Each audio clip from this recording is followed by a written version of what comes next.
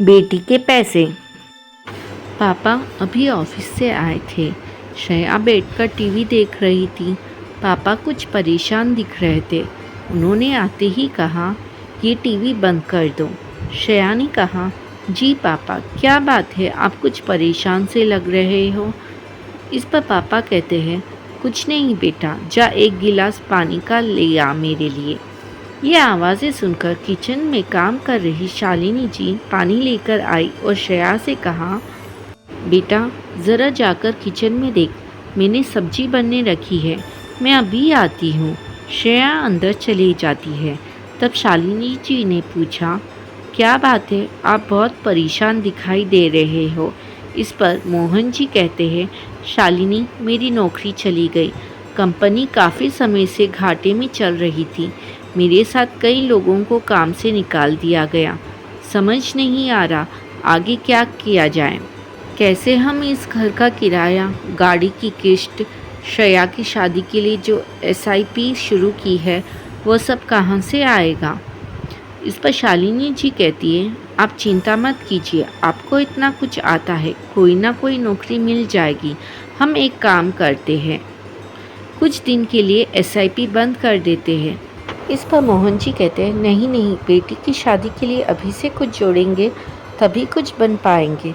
तुम जानती हो आजकल लड़के वाले कैसे मुंह फाड़ते हैं। ये सब बातें श्रेया किचन में सुन रही थी। वो झट से बाहर आई और श्रेया बोली, पापा आप मेरे लिए पैसे जोड़ना बंद कर दो। इसकी दो वजह है। एक तो जब तक मैं अपने पैरों पर खड़ी नहीं हो जाती शादी नहीं करूँगी। दूसरी, मैं ऐसे लड़के से शादी करूँगी जो दहेज नहीं लेगा। अपनी नन्ही सी बेटी की बात सुनकर मोहन जी हंस पड़े। मोहन जी ने कहा, बेटी अभी तो केवल 10 साल की है और दादी की तरह बातें करती है। चिंता मत कर, मैं तेरी शादी बड़े धूमधाम से करूँगा। तब शालिनी जी कहती है, हमारी बेटी बहुत समझदार है, यह बिल्कुल सही कह रही है। यह कहकर तीनों हंसने लगते हैं और घर का माहौल खुशनुमा हो जाता है। अगले दिन सुबह मोहन जी तैयार हो रहे थे। तभी शालिनी जी ने पूछा, आप सुबह सुबह कहाँ चल दिए। इस पर मोहन जी कहते हैं, वो आज संडे है, अपने कुछ दोस्तों से मिलने जा रहा हूँ, शायद कहीं नौकरी का इंतज़ाम हो जाए। उनके जाने के बाद शालिनी जी फ़ोन पर अपने भाई से बात करने लगी।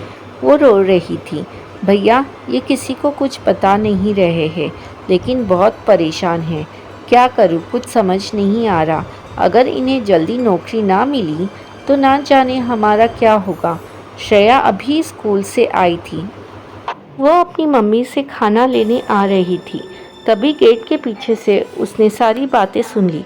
उसके लिए यह सब नया था। उसे सारी बातें समझ में आ रही थी। उसके मम्मी पापा कितने परेशान थे। अगले दिन मोहन जी घर में बैठे थे। आज श्रेया की छुट्टी थी। घर का माहौल एकदम शांत था। कोई किसी से बात नहीं कर रहा था। श्रेया ने कहा, पापा आप भी तौजी की तरह कोई बिजनेस क्यों नहीं करते। तब शालिनी जी ने कहा, बेटा ये सब क्या सुबह सुबह लेकर बैठ गई। तौजी ने कई सालों से बिजनेस जमाया है, हम ये सब कैसे कर सकते हैं। इसके लिए पैसा कहाँ से आएगा। इस पर श्रेया कहती है, मम्मी मेरी शादी के लिए आप बचपन से सेविंग कर रहे हैं।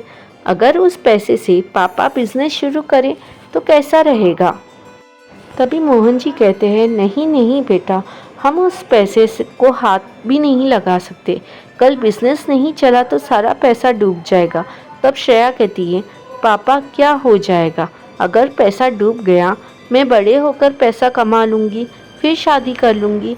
आपको मेरी कसम, मेरी चिंता छोड़कर उस पैसे से बिजनेस शुरू कर लीजिए। अगर चल गया तो हमारी सारी परेशानी दूर हो जाएगी। हम हमेशा परेशान रहते हैं। तौजी और उनका परिवार कितने मज़े में रहते हैं। तब शालिनी जी कहती है, सुनिए जी, बिटिया मुझे लगता है ठीक कह रही है। अभी तो काफ़ी समय है, हमें ये करके देखना चाहिए। क्या पता ऊपर वाले की भी यही मर्ज़ी हो। काफ़ी समझाने के बाद मोहन जी बिजनेस करने के लिए तैयार हो गए। अगले दिन से उन्होंने अपने दोस्तों से सलाह लेना शुरू किया। कुछ ही दिनों में उन्हें बिजनेस के लिए आइडिया मिल गया। उन्होंने बिजनेस शुरू कर लिया। शुरू में बहुत परेशानियां आईं, लेकिन धीरे धीरे उनका बिजनेस अच्छा चलने लगा। पूरा परिवार बहुत खुश था। धीरे धीरे समय बीतने लगा। श्रेया ने बड़े होकर अपनी पढ़ाई पूरी की और फिर वह पापा का बिजनेस संभालने लगी। एक दिन श्रेया ने पापा से कहा, पापा अब आप आराम कीजिए, इस बिजनेस को अब मैं संभाल लूँगी। इस पर मोहन जी कहते हैं, लेकिन बेटी अब तो तेरी शादी का समय हो रहा है, 1-2 साल में तेरी शादी करेंगे, फिर तू अपने घर चली जाएगी, तब यह बिजनेस मुझे ही संभालना पड़ेगा। तब श्रेया कहती है, नहीं पापा, ये बिजनेस मैं संभालती रहूँगी। मैं उसी लड़के से शादी करूँगी जो मुझे ये सब करने के लिए राज़ी होगा। मोहन जी और शालिनी ने बहुत समझाया, लेकिन श्रेया नहीं मानी। मोहन जी अब घर पर ही रहते।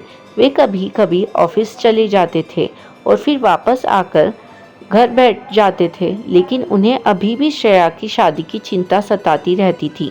एक दिन उनके घर के बाहर एक बड़ी सी कार आकर रुकी।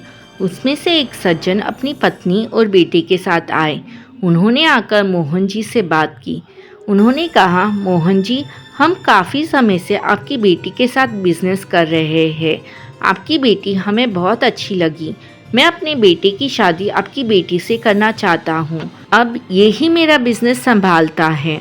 मोहन जी ने कहा, जी ये तो मेरा सौभाग्य है, लेकिन मुझे श्रेया से पूछना पड़ेगा। तब सज्जन जी बोले, जी श्रेया से हमारी सारी बात कर ली है और उसकी सारी शर्तें भी मान ली है।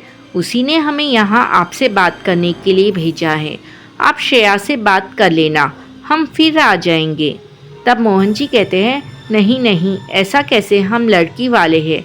अगर श्रेया को सही लगा तो हम आपके घर आएंगे। शाम को जब श्रेया आई तो मोहन जी और शालिनी जी ने उससे बात की। श्रेया पहले से ही उस परिवार को अच्छे से जानती थी। वो बिजनेस के सिलसिले में लड़के से कई बार मिल चुकी थी। कुछ ही दिनों में दोनों की शादी हो गई। दोनों ने मिलकर दोनों बिजनेस को मिलाकर बड़ा कर लिया, जिसका आधा हिस्सा श्रेया अपने पिता को देती थी। इस तरह एक छोटी सी शुरुआत से सबका जीवन सफल कर दिया श्रेया ने।